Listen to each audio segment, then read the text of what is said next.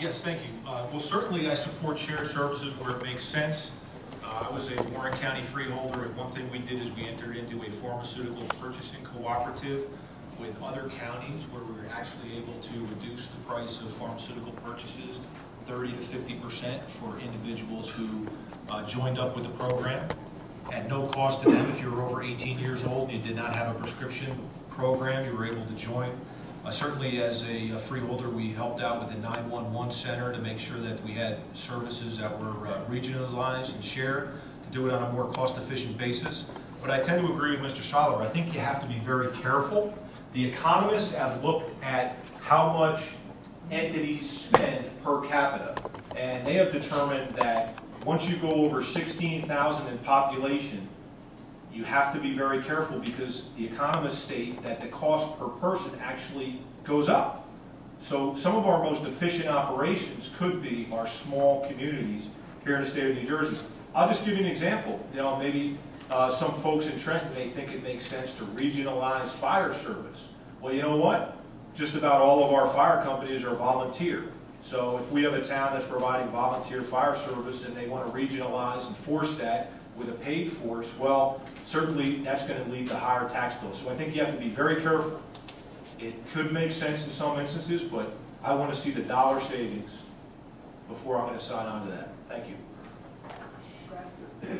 21 counties, 566 municipalities, 604 school districts. You can't tell me that the mergers and the shared services shouldn't be happening across this state. Not just here in Somerset County, not just in that little town up north. It needs to happen. Look at those numbers. We have county superintendents, and the governor was one that cut out some of the county superintendents. You know, we should have regionalization of county supers.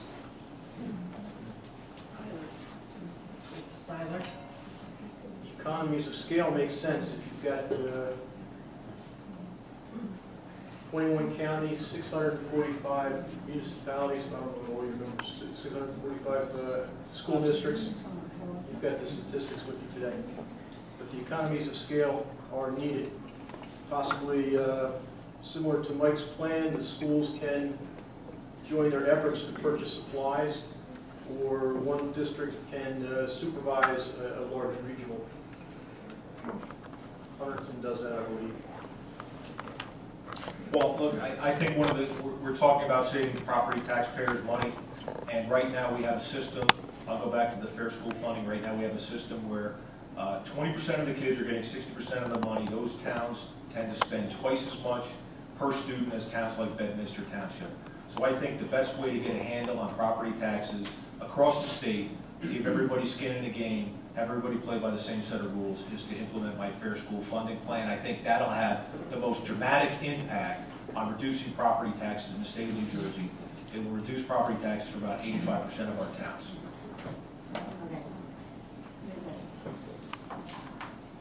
New Jersey's unemployment rate is even higher than the national rate. It's ebbing around there. And so I would like to know your plan for improving our workforce and reducing our unemployment rate.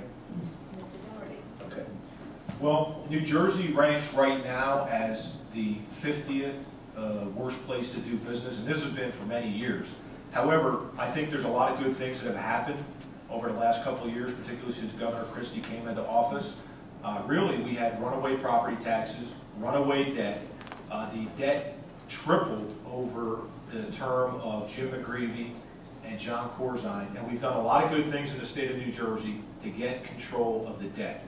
One thing we did, and I was the prime sponsor of this, was the Lance Amendment to require voter approval at the state level before any new state debt.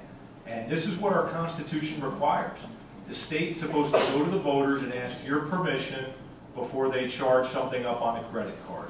And I was happy to be the sponsor of that, and this is getting control of our debt. I think we need to go further. I believe that consistent with that principle of voter approval of any debt, that we need to extend that to county and municipal government. I believe that county and municipal government should also be required to go to the voters for non-emergency borrowing. I'm not talking if the roof blows up or the roof falls off or the boiler blows up. I'm talking about those voluntary projects that towns like to do, the new library, the new town hall. they should ask the voters for permission. And I'll try to come back. I'm out of time. Mr. Graf. We certainly all need to be committed with this issue. We need to change our business climate. We need to provide tax breaks for small businesses. We need to ensure that workers have access to critical job training. As a member of the Raritan Valley Community College Board of Trustees, we have worked over the last 20 years to see that job training, the programs that we have at our community colleges, need to be primary in this area. The Democrat-controlled legislature passed the largest small business tax cut in state history, knowing that small businesses, again, are the backbone of our economy. Businesses grow jobs, not millionaires. We need to be a bipartisan legislature, and again, put this issue on the front burner, because that's what's going to change our economy right here in our state alone. We need to continue to expand the tax credits for businesses, alternative energy. Again, the national leader, again, right in the areas of wind energy technology and manufacturing. Right here in this county, we are the mecca of the pharmaceutical industry. Jobs need to be created in those areas. Before Mr. Seyler answers, can we please turn off our cell phones, pagers, etc.? Thank you. Mr. Seyler. Thank you. We're talking about the unemployment rate in New Jersey. Partly caused by the depression that's taking place. It's a complex situation. I have one partial solution that I call senior freedom. And what Senior Freedom would do is reduce property taxes for seniors by 1,000 square feet of their residence. Doing that program would put approximately $600 million into the hands of seniors. And what I would do to balance the $600 million that we'd be giving to seniors is reduce government spending. And that would require a reduction in government spending of 3%. So I don't know if we could do that through retirement or just paying people a little bit less every year or cutting back on their supplies. But I know there's a lot of government waste, and I'm sure that 3% could be found fairly easily.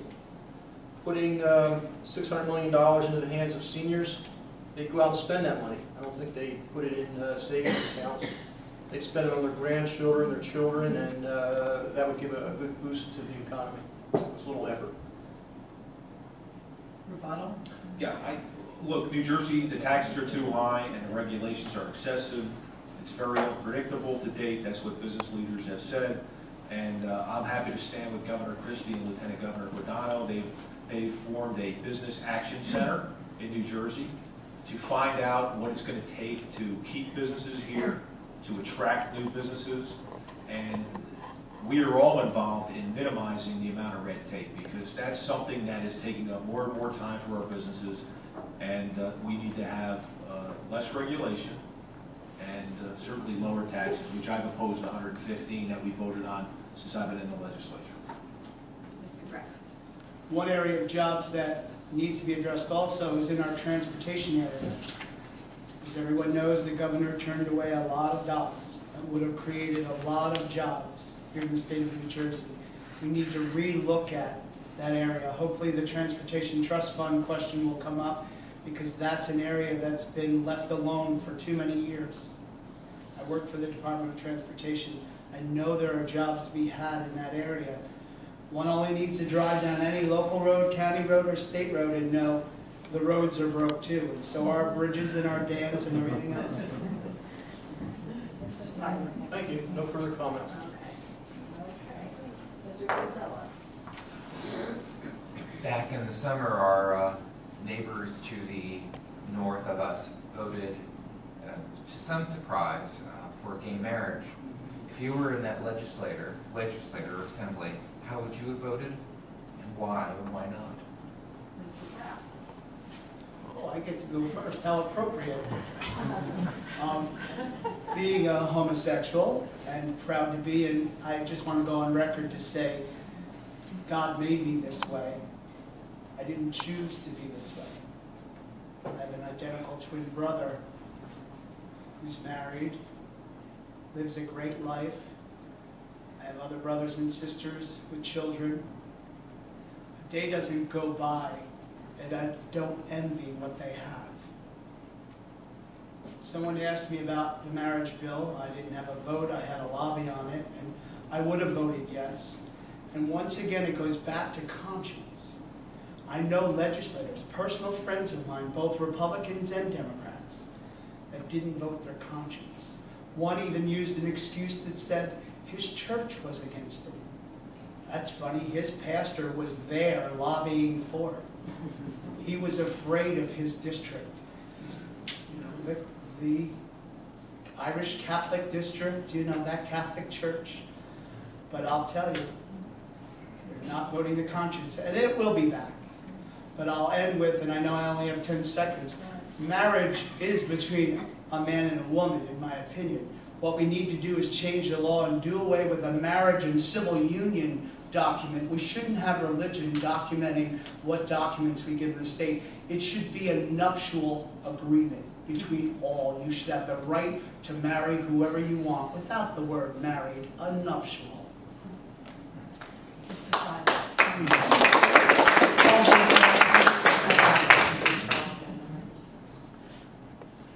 Gay marriage. I believe that gay and marriage don't go hand in hand. They are, I think marriage should be heterosexual between a man and a woman. I think gays have the opportunity to have what's it called, civil unions. Is that like a business partnership deal? I've never studied into it. I'll rebut it and tell you. Okay. That's the way I feel about it. It's, I don't believe marriage is something that gay people would do. I don't believe gay women would be married. It's a contract between a man and a woman to procreate children. Thank you. I believe in traditional marriage. I believe that marriage should be between one man and one woman. And I do have a voting record in the legislature. And I have introduced a legislation on this particular issue. I think the voters of New Jersey should decide, because in 30 other states, the voters of those states went to the polls and they were able to decide yes or no, do they support traditional marriage or do they support gay marriage in 30 other states. And I believe the voters of New Jersey should have the equal opportunity. That's why I introduced that legislation. I actually went to the one of the only openly gay members of the legislature and asked him to be a co-sponsor. I said, let's go to a law professor or some arbitrator and come up with a question. Because I believe that we should get this issue settled. I believe that we should let the voters decide on it. They do control the Constitution. It is the people's Constitution. And then we can move on to other issues. But I think it's important to let the people control their government. And that's why I felt strongly about introducing that bill. Senator, the times they are a-changing. I have to tell you. As I go across this district, and this is not an issue of real importance for me, there are other property taxes, but it is an issue when I hear the stories of 2 women and one of them having a stroke and going to the hospital and that hospital turning them away. When I hear the story about businesses saying, we can't give you health benefits because, and some excuse, civil union does not work. We need to do something so that everyone can have the same rights. Mr. SEYLER? Just a brief rebuttal. I have an idea that I'm presenting about initiative and referendum. If a person were interested in bringing your topic out to the public into the polls, we could have initiative and referendum where the group could organize and get something like that on the ballot. Well, I feel strongly that the voters should have a say on this. I think it's causing, at times, some conflict in our society, and I think we have more important business at times to attend to. And I think we should settle this issue once and for all. Now, I would vote for traditional marriage, but I would be willing, like anybody else, to accept the voters' will on this issue. And I think it's very important that we settle the issue and let the voters have their say.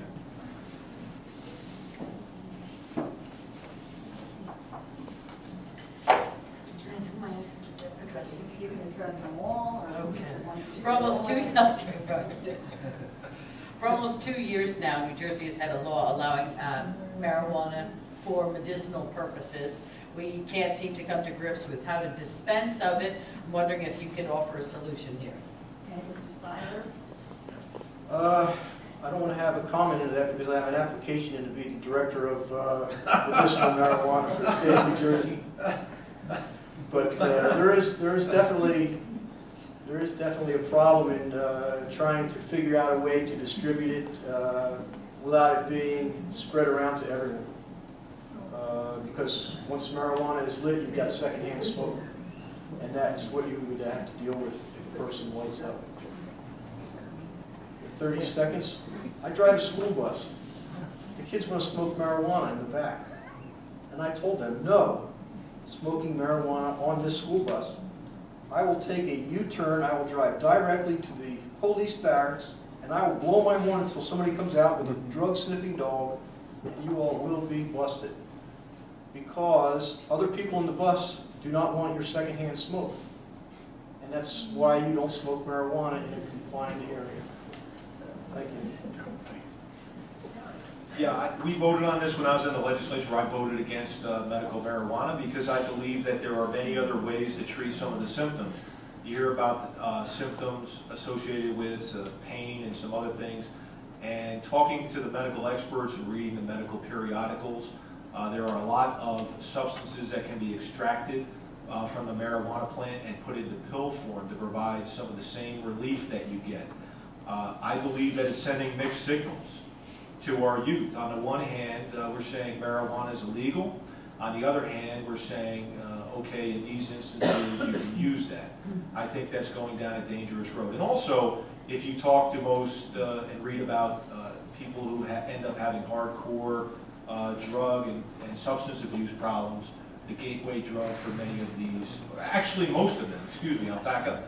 If you talk to just about all of them and read about all of them, it was marijuana that was the gateway drug that led to harder drug usage. So I am not a supporter of medicinal marijuana. I think there's other therapies that are available to provide the same benefit. Well, I agree with the governor on this one that he voted yes for. I agree with the legislature and all of the people that fought for this. Again, I have personal friends that have legitimate reasons to have this provided for them. My biggest query, my biggest concern is the wheeling and dealing that's going on right now of who is going to oversee. No offense to you, whether you're qualified or not to run them, but former Governor Christy Todd Whitman's brother got $1 million. He's part of the 6 that were put in.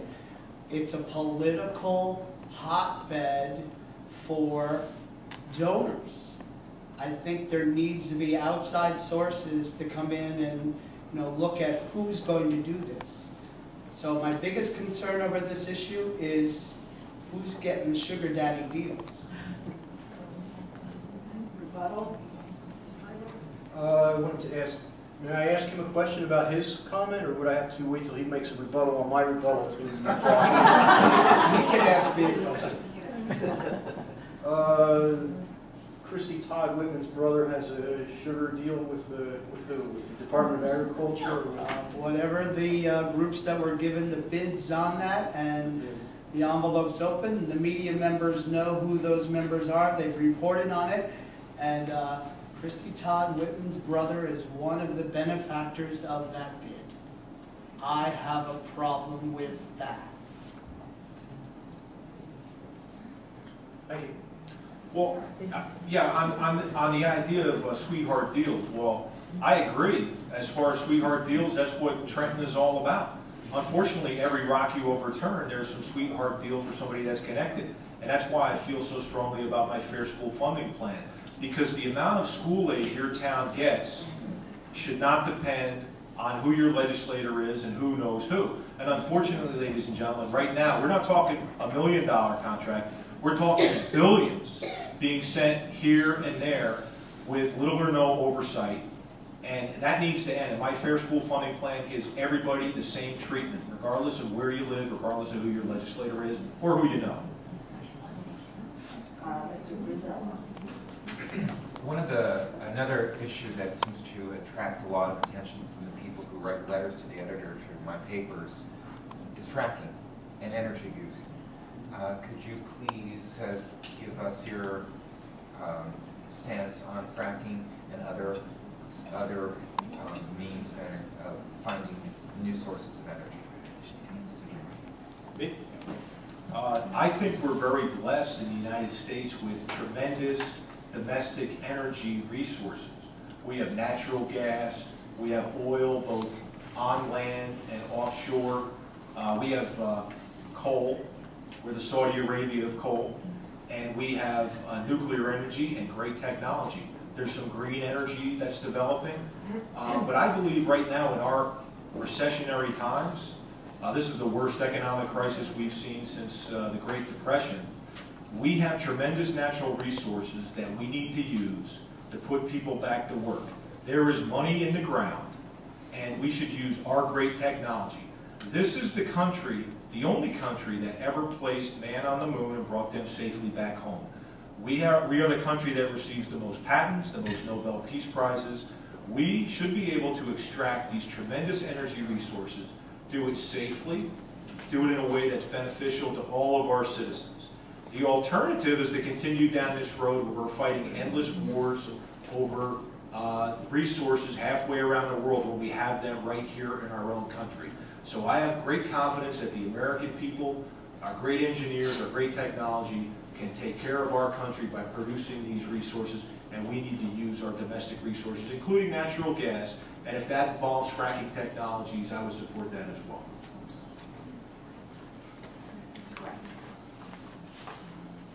The governor has a moratorium on this for 1 year right now. I was at the District 16 debates last Monday, and I heard Senator Bateman say that he's totally against even a 2-year or 3-year needs to be ended now. This is an issue that, again, reports have proven. You know, if you look at it, and the way they go in, and the testing that's done, you know, and the gases, again, I'm not a scientist, so I don't know all the ins and outs of this, but I know if it even has one little fraction of doing harm to residents through water, through air, then it needs to be ended. There's no moratorium. You know, again, the governor needs to end this now with the legislature, and it needs to be a bipartisan. There is no Republican or Democrat to keep people safe. Okay, this is the second place where Senator Doherty and I will break opinions on. I don't like your fair school funding, and fracking is a bad idea. All independent studies show that the process of fracking causes ground pollution that cannot be reversed. It becomes permanent, it gets into the groundwater, and spreads around. I studied it online. They filled it, or they explosions down deep in the earth, and then they pump water into there to make the gas release, from what I understand, and it causes a lot of pollution. It's a bad idea. Other energy, I have more time. I agree with Governor Christie backing out of the regional carbon credits. That was a bad idea. Because if solar energy actually paid for itself, we wouldn't have to give rebates, we wouldn't have to give all these gimmicks. It could be installed with financing, and the actual energy that it produces would pay for the financing. And that's my opinion on that one. Thank you. Yeah, I agree as far as the Regional Greenhouse Gas Initiative. I was the prime sponsor of the legislation to get New Jersey out of Reggie, and I'm glad that Governor Christie finally came around and removed us from Reggie. Regarding fracking, I think if you take a look at the technology and read up on it, of course we're all for clean water, but I think our great technology in the United States can be done. We don't do any fracking in New Jersey, but if you take a look, the water table is actually relatively shallow compared to the fracking activities which occur up to a mile down. And there's a lot of information you can find and read about it where the water table's up here and the fracking activities are occurring down here, and the chances of something going wrong are minuscule, and it's been relatively effective. Yeah. I'm just going to read a statement that the senator sent in to one of the surveys. He says there have been allegations by some that hydraulic fracturing is dangerous. Again, even if there is even a remote possibility of danger, we should end this. S2576, Senator, should be voted and voted now. I was searching, when I was learning about fracking, I was searching online, and I found one site, I forget what state it is, out in the Midwest somewhere, where a person turns on his faucet, and because of the fracking, the gas that was coming up out of the fracking procedure was getting into his groundwater, and natural gas was coming out through his pipes, and he lit a match on it, and a big plume of blue flame would come right out of his faucet in his kitchen. So they said, oh, well, you'll have to get water from somewhere else now. You know what? Excuse me, no, Can I? no, Will you can't. That's totally. Excuse me. Okay. Mr. Walton. That's totally. Hagedorn Psychiatric Hospital stopped admitting patients. Governor Chris Christie has not given any indication that the hospital will remain open. How would you reassure families of patients, local businesses that profit off the workers and the workers themselves that their loss is justified? Yeah. Okay. I would just like to say, is it for me? No, it's for Mr. Oh, okay. Okay. I'm glad I get to go first on this one as well. This is an issue that the senator has gone public to say that I should have shown up to some of these public hearings to deal with this. Express Times reported that. I have to inform and educate the senator right now. For 25 years, I've been a member of Somerset County Mental Health Board, the Alternatives Board, the Mental Health Association of Somerset County. I have worked with these patients. I have worked with these families. You did a complete flip-flop of your fighting for these patients and for the closing of Hagedorn.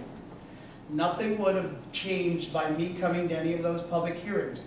Your own decision was overturned by the governor, and your answer to the people that you were fighting for was, I abstain.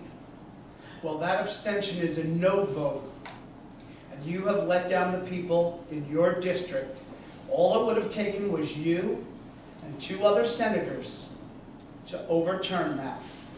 You didn't vote your conscience. You let down You're wasting his time talking. Again, you claim that you're going to work with the governor. Nothing's been done. Okay, Mr. SEYLER. I heard the question again. Hagedorn Psychiatric Hospital has stopped admitting patients. Governor Chris Christie has not given any indication that the hospital will remain open. How would you reassure families of patients and local businesses that profit off the workers and the workers themselves that their loss is justified? Okay, I'm not on the inside loop with this. Both of these gentlemen know more about it than I do.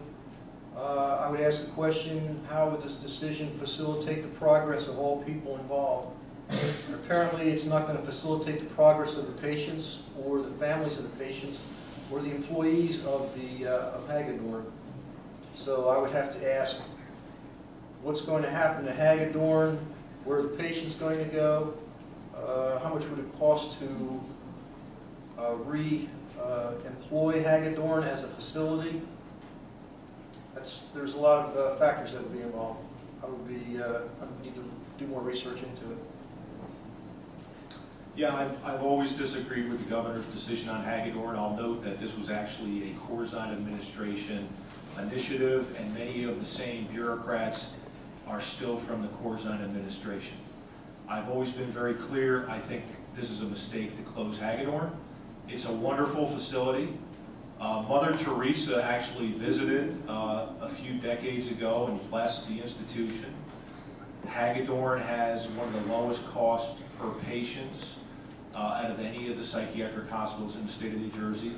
I told the governor I wasn't voting for the budget in fiscal year 2011 if they were closing Hagedorn. As a result of those efforts, we had a task force which made every effort to make the case that Hagedorn should stay open. When I did vote on that day, it was part of a override effort of about 30 to 35 bills by the Democrat Party to override every one of the governor's vetoes and line item vetoes. There was a lot of politics involved in that effort to create campaign fodder, some of which you're seeing here this evening. And so I did not support the governor by abstaining.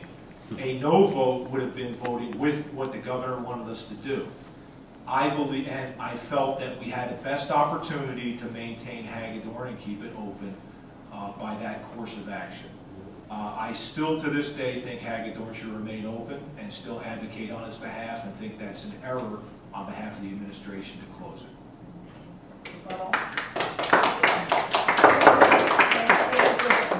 We don't have enough time to ask all the questions we want to ask, and if we have to interrupt with the clapping, it's going to take away that time. So please, we'll clap at the end. It works both ways. I just want to educate everybody in this room of what happens when you're up against someone with a mental illness. 25 years ago, someone broke into my home. I was stabbed 13 times and left for dead. This was a mentally ill person, schizophrenic. We're going to put mentally ill, schizophrenic people out. Something needs to be done to convince this governor that it has to be changed. Mr. Seiler? No further comments, thank you. Next question, Mr. Grisella. A poll that my papers did on behalf of Gannett, from Gannett, New Jersey, found very little excitement among voters for the legislative race. Why do you think that is? Okay. Mr. Seiler? You increase voter turnout if you had more controversy on the ballot. The voters aren't involved with the voting process or the initiation process. That's why I proposed initiative and referendum.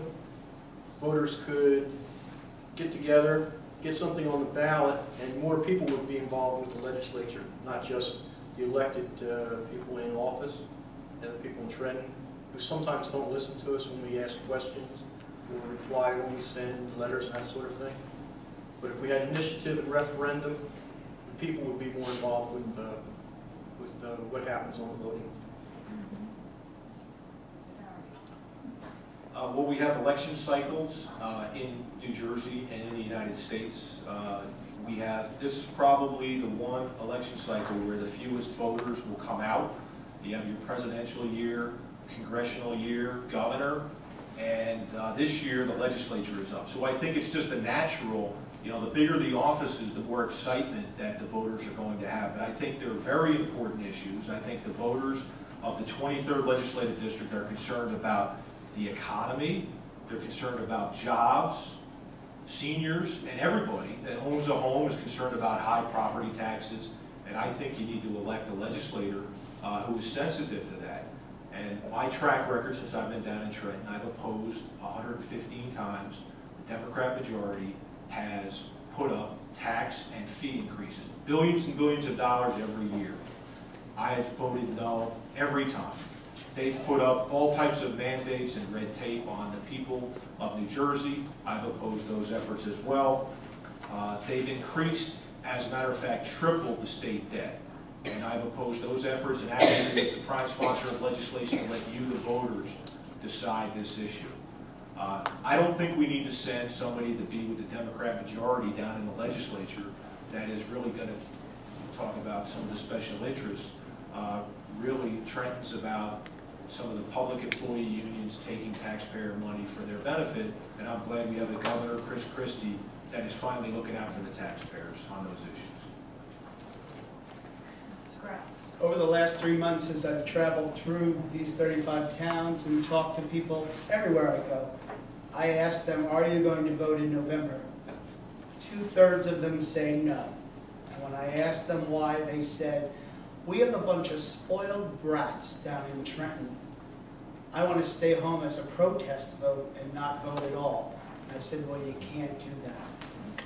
We need to send people to Trenton who care about people.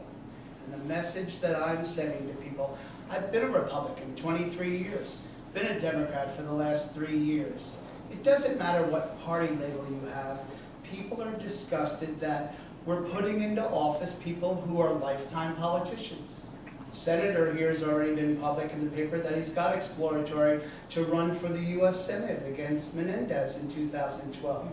Well, I can tell you if elected, I will serve out my full term and not look for the next job that comes across as a full-time politician. I want to serve as senator and stay senator. Rebuttal, Mr. Seyler. Yes.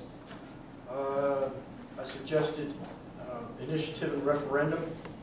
And to give an example, Mr. Doherty says this is a low turnout because it's a midterm election. But if we had INR, initiative and referendum, a group who likes horses could say, well, I'd like to have a state holiday for horses. Another group who doesn't like horses could jump on the bandwagon and they'd get involved and get people organized. And that's how democracy works. You get people involved and organized and a little yelling and screaming at each other, and it's a good process, and usually it gets good results. Yeah, on at least 2 occasions there's been flat-out falsehood stated. One was this Monroe Township Town Hall meeting I apparently did, and the second one is I formed an exploratory committee. Nothing could be further from the truth. I have not. This is merely media conjecture regarding any plans. I am running for re-election to the state senate. I am conducting town hall meetings all around the state on what I think the most important issue is for providing property tax relief, and that's the Fair School Funding Plan, something I've studied over and over again. We need to have fairness and equity in New Jersey. Right now we have an extremely unfair system that collects property taxes, collects income taxes from one area and sends them to the other area. And we need to elect a legislator that's going to fix that issue. Well, I have to disagree with the senator again. It's not just fodder that's out there by the media. It's quotes from you, unless you rebutted and said you didn't make any of those quotes. But it's clearly been stated, and they even have pitted you against the governor's Joe Carrillis and who's going to get that nod. But you are quoted in the paper saying that you are interested in running for the U.S. Senate. From your mouth to the paper's ears and the radio. Move to the next question. One of the larger battle cries for Occupy Wall Street is campaign finance reform. And I know we had a pilot program in the 24th last year. It was very difficult to manage. Just wondering if you could comment on your thoughts on campaign finance reform. And Mr. Doherty. Well, I would like to see if we had everybody applying the same rules. Certainly, right now, I think this is at the federal, state, all kinds of levels. We have a financial elite in our country. They, in essence, at times can create money out of thin air, and they tend to give that money to the candidates who are going to do their bidding. I think we have the middle class is what made the United States great, and the middle class needs to be maintained. It needs to succeed, and the middle class is shrinking in our country. And so I will support any initiative that will make that happen, to have good jobs. And if we were going to have a system of 100% public finance, that would be great. Unfortunately, in New Jersey, what happened was that they picked districts that they could monkey around with, where they sent money and things called wheeling, you know, more involved in political decisions. So I would support having a fair playing field. What we have right now is the financial elite tend to pick our national leaders, and then these folks turn around and return the favor to the folks who gave them all this money. That's a problem. Mr. Graf. Well, I'll agree with the senator on this one, so I'll even have the scorecard. But again, this stands with having the guts to go against the people who get you elected. These donors and these big businesses and these developers are all the ones that get these politicians elected. It's a situation that is quite obvious. Voters say, what are we going to do? There's nothing we can do. You know, it's control. But again, it goes to both sides of the aisle. They don't have the guts to vote for what the people want. If we need a referendum, let's have a referendum, Senator, put in that let the people decide of what campaign finance reform. Let's not leave it. Just like the governor said, judges shouldn't decide on pension and benefits. Let's let the people decide what campaign finance reform. Put that bill in. Mr. Seiler. Okay, finance reform. I think the country's being run by an organization I call the Iron Cross. Sounds, I don't know if I could go into the whole bit with this crowd because it would take about a half hour. But President Reagan identified what he called the Iron Triangle, made up of the media, special interests, and Congress. And I added big business to the mix and said there's actually a group of four that runs the country: the media, the Congress, or the government, the special interest, and big business was the fourth one I added. That's pretty much how it goes. Everyone agrees that they pull the strings on the politicians by financing their campaigns, and they get paid back by special deals. And the unions, I don't know if there's any NJEA people in here. I might get in trouble being a school bus driver, but they control a lot of what happens in the media or in the State House. That's all I have to say. Thank you. Rebuttal. Well, certainly there's a lot of abuses. As I said, the free enterprise system works great because you're serving your fellow man, but we basically have a system at the state level and at the federal level where the government is picking the winners and losers in many instances, where General Electric made $12 billion of profit and paid no taxes, where companies such as SEYLER get $500 million because they know who's in the White House, this failed solar energy company. And this is not the free enterprise system. And clearly there's a lot of abuses, and mostly it's taking advantage of the middle class who are backstopping all of these bad financial decisions that are being made. Mr. Graf. Pay to play, let the people decide, put it in their hands, just like what the senator says on his other initiatives. Let the people decide. Mr. Seiler, you said that low-cost housing is one of the possible solutions to many of the economic problems. Do you and do the other candidates feel that low-cost housing in the 23rd District would be beneficial to the state's economy? I feel it would be quite beneficial. Should I start on that? The question was directed. The increasing low-cost housing would increase manufacturing. Because right now we can't afford to have manufacturing with the cost of living what it is. With a one-bedroom apartment costing $700 a month, that's a big chunk of change when you're talking about building or making shoes or manufacturing other items. Manufacturers can't afford to pay people that much money. So we've got to have low-cost housing so people can live here and work in the manufacturing facilities. Mr. Dougherty. I'm not a big fan of the government being involved in housing. It seems that the more the government does, the more regulations and red tape and the more the cost. There are many people out there right now that are trying to sell their homes and are having a very difficult time because the housing market has has dropped dramatically. And that, if you read what the economists have to say, was because the government became overly involved in stimulating certain areas of the economy with easy money, and that never should have happened.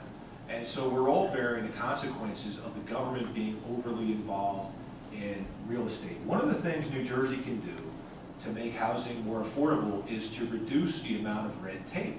If you talk to builders, when they want to actually build a home, the amount of red tape and regulations and obstacles they have to go through, all of this leads to higher cost homes when people eventually get there.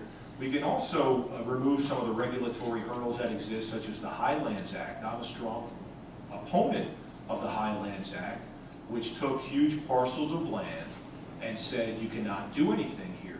And so as a result, private property rights were stripped away, and it makes it more difficult for builders to actually build homes. Finally, COA, which is government-run program where we're going to provide this affordable housing. If you talk to many mayors, the biggest headache they have as far as mandates and red tape and having to hire professionals, which leads to higher taxes, is COA, which has created some real problems, such as the builder's remedy and lawsuits that have forced development into towns that do not even want that development.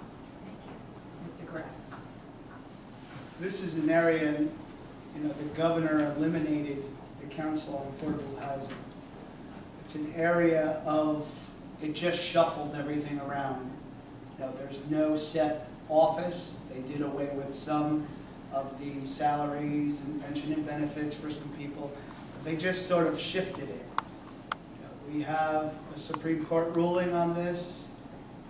There are towns that have fulfilled their requirements. There are towns that are way beyond their under their requirements. This is an issue that needs to be addressed as we move forward. The fear of eminent domain and all of these issues. The Highlands Act, I have my biggest question with that is who's being appointed to the Highlands Council. Again, and the effect that that's having. The people that were appointed by this governor are involved with developers, and the environmental groups have come out and documented who they are and who they're affiliated with, again with the pay to play, and I have a problem with it. Rebuttal, Mr. Seiler. The biggest problem with low-cost housing that we've had since 1964 has been that the government owns that low-cost housing. People move in there, the government owns it, the government's going to take care of it, the government's going to take care of the people. Big deal, let's knock this wall out, break that window, pour a gallon of paint down the hallway, 15 seconds, okay. My idea is that we build the housing and sell it to the people who need it, instead of owning it and having them be guests in our houses. Let them buy it, they will be responsible for taking care of it, and they will take care of it because they own it, and they will increase the value by them taking care of it. Mr. Johnson. Well, I think the Constitution has to be respected here, and our founding fathers believed in private property rights. They felt that you could not have liberty and freedom without private property rights. Unfortunately, the more the government gets involved in real estate, homes, the less constitutional rights we have. We're really violating the Fifth Amendment. I think the best way to provide affordable housing is to reduce the regulations involved with building some of these homes. And that'll go a long way towards making homes more affordable when people would like to purchase them. Okay, we're now going to closing statements. You have 2 minutes, and we are going in the reverse order of the opening statements, which means that Mr. Doherty, you're going to be going first. Okay, well, thank you. I appreciate everybody coming this evening. I'm obviously asking for you to support me for the re-election. I think I've been pretty consistent. My record has been one of opposing larger government, standing up for our constitutional rights, opposing any new tax increases, opposing new mandates. I think the hardworking people of the 23rd Legislative District can manage their own lives without the government telling them what to do. We have some of the biggest and most expensive government right here in the state of New Jersey. It is too much. I've been an independent voice when necessary. I've worked with the governor on things such as pension and health benefits reform.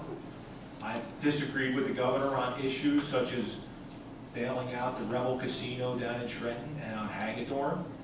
I've been an independent voice.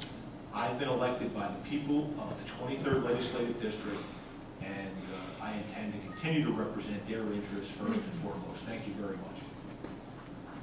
Mr. Graf. We need to do everything we can to make state government work better and to reduce waste. I will pledge to do that. It will just be a promise, and it'll be a pledge, and it'll be fulfilled. Doing what's best for New Jersey, I said it before, and I said it again. It's not a Democratic or Republican issue. As a Democrat, I'll work with Governor Christie, probably better than my opponent here could work with him, who is steering, little far right. As I talk to my Republican friends, say he's gone a little bit too far right for their likes. Again, taking up with the company of the likes of Ron Paul and the Tea Party. And again, that's not the Republican Party that I grew up with for those 23 years. I'll work with the governor when he's right, and I'll stand steadfast against him when he's wrong. And when the governor's positions are wrong for New Jersey, such as his cuts to education, women's health, the Hagedorn Psychiatric Hospital, and his opposition to asking the wealthiest to share in the sacrifices of middle-class families, I, as senator, will stand firmly and vote my conscience. I will never vote on what the boss or any boss, whether they're from North Jersey, South Jersey, or my county chairman that's sitting right there, Peg Schaefer. I will never, ever vote their conscience. I will vote mine. Hey, thank you for inviting me to this event. I'm pleased to give out my opinions to anyone who will listen. I've been running for political office since 1990 when I ran against Senator Bradley for the U.S. Senate office. I traveled around the state and talked to people, gathered 1,040 signers on my petitions, and I got about 13%, which was an indication that Senator Bradley wasn't as loved as he thought he was. Christy Todd Whitman was in that race, and we had a debate in Nutley. I brought up 3 good points that I'd like to reiterate. Senior freedom will put $600 million into the economy quickly in the hands of seniors who will know best how to spend it. INR will increase voter turnout by increasing controversial or interest-related items onto the ballot. And a decrease in government spending will also help the economy. And all 3 of those objectives are what I have. Thank you. At this time, I think we'd like to all give it a round of applause to the candidates.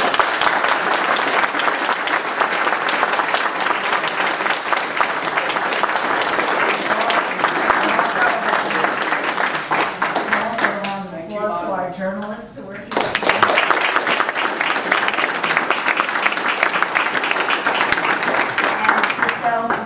And listening to the issues, and please remember to go vote on November 8th. Polls open at 6 o'clock and close at 8 o'clock.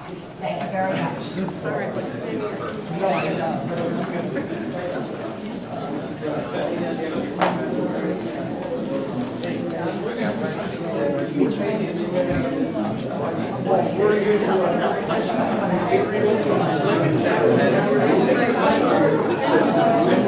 And there it is.